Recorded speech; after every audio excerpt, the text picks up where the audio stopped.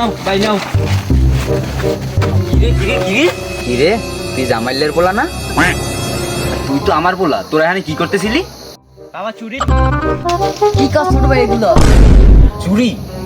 আয় হায়, আমার পোলায় চুরি শিখে গেছে গা। সব তোর দোষ, সব তোর দোষ। তুই আমার পোলারে নষ্ট করছিস, তুই আমার পোলার চুরি করা শিখিয়েছিস।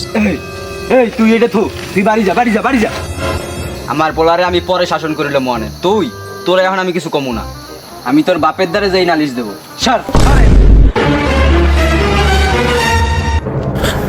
এই জামাইল্লা। এই তুই চিল্লাও কর। তোর পোলায় আমার পোলাটারে নষ্ট করে লাইছে। পোলারা আমার পোলা কেমনে নষ্ট করছে?